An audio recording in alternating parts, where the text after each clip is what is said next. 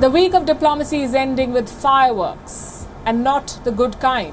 Russia and Belarus have kicked off their joint military drill, 10 days of non-stop training. We're talking about lethal firepower here. Around 30,000 troops, 2 battalions of the S-400 missiles, Su-35 fighter jets and nuclear-capable Iskander missiles. Simply put, it's the biggest European deployment since the Cold War. The pictures are flattering. It's winter season here, so the training grounds are covered in snow. You've got tanks rolling in formation, you've got fighter jets zooming through the skies. It looks good on your television, but I'll tell you what, it's unnerving here in Kiev. These drills are happening near the Belarus-Ukraine border. It's a short hop from where I'm standing, around 200 kilometers, that's all. There's a highway running down from the border to Kiev. So these 10 days are going to be crucial. NATO says these military drills are a ruse, that the real plan is to invade Ukraine. So Kiev is not taking any chances. They are staging military drills of their own. And the timetable, is the same as Russia's. 10 days. Now, we don't know how many Ukrainian soldiers are involved in this drill, but the firepower is impressive. We've got Bayraktar drones and anti-tank Javelin missiles on display.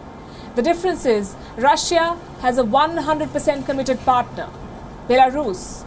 You see, these drills demonstrate two things. One, Russia's military might, and two, Russia's control over Belarus. A couple of years back, this was not the case.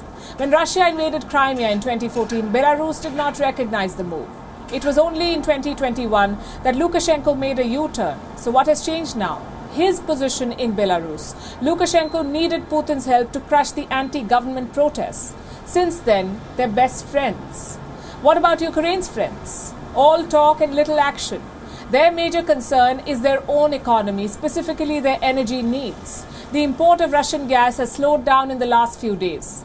Shipments at the European entry point in Slovakia have dropped 40%.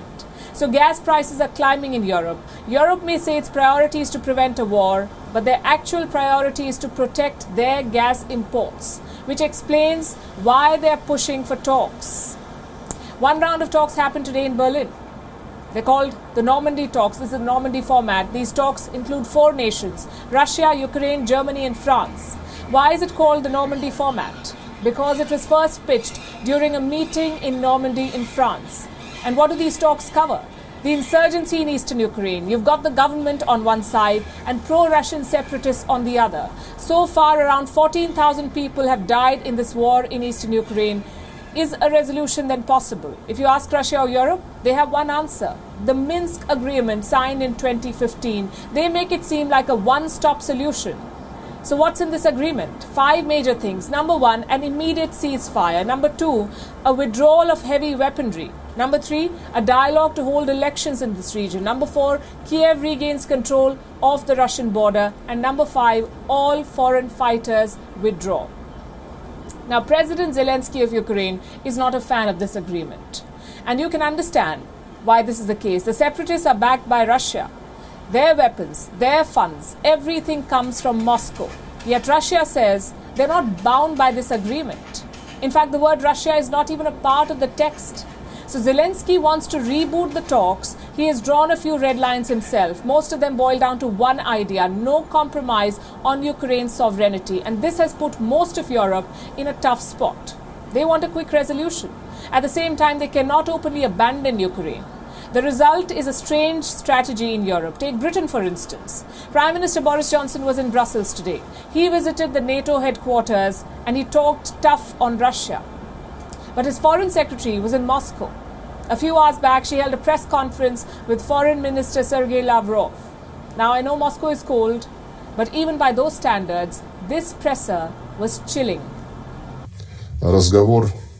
I'm honestly disappointed that what we have is a conversation between a dumb and a deaf person.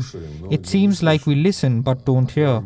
At least our most detailed explanations fell on unprepared soil. They say Russia is waiting until the ground freezes like a stone, so its tanks can easily cross into Ukrainian territory. I think the ground was like that today with our British colleagues, from which numerous facts that we produced bounced off.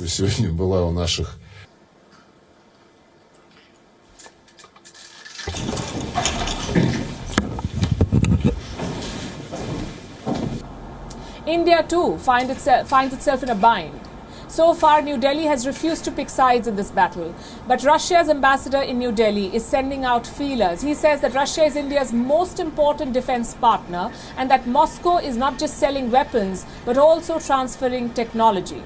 He added that Russia was not looking to mediate between India and China, interestingly. Now, is this an assurance or is it a nudge? Depends on which way you look at it. If the West imposes sanctions, Russia is going to turn to India to sell their weapons, to also sell their natural gas. So these 10 days won't be tough just for Europe, they'll be tough for the whole world. Our hopes are still pinned on diplomacy. But as this week comes to a close, we've seen very little progress on that front. Emmanuel Macron's Moscow mission was a misfire, so was Britain's mission today.